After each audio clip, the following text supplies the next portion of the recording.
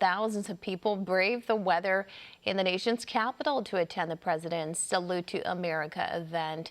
In case you missed it, we did have live coverage, but One America's Karen McKinney has a recap.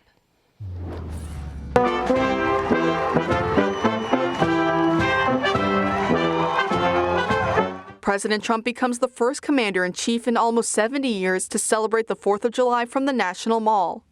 With all eyes on the president for his Salute to America event at the steps of the Lincoln Memorial, his attention was focused solely on the accomplishments and sacrifices of the military.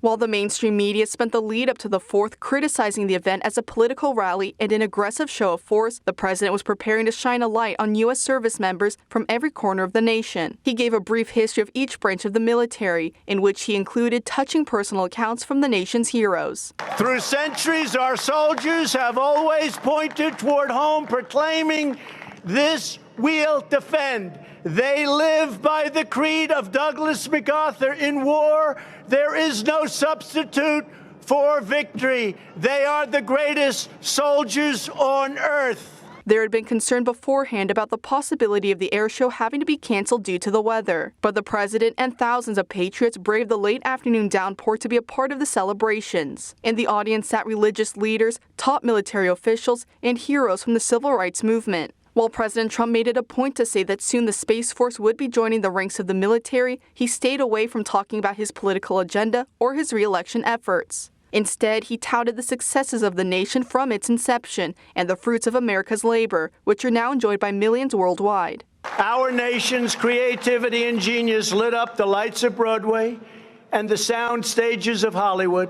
It filled the concert halls and airwaves around the world with the sound of jazz, opera, country, rock and roll, and rhythm and blues. It gave birth to the musical, the motion picture, the Western, the World Series, the Super Bowl, the skyscraper, the suspension bridge, the assembly line, and the mighty American automobile.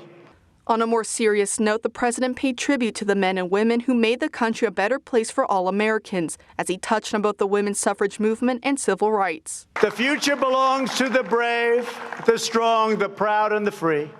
We are one people chasing one dream and one magnificent destiny.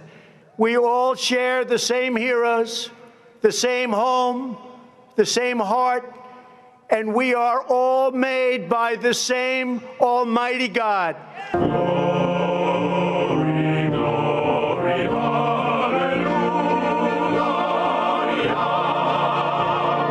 Karen McKinney, One America News. Want to see more videos like this? Click on the link below and subscribe to One America News on YouTube, and call your cable provider and kindly demand that One America News is added to your lineup. Call and subscribe today.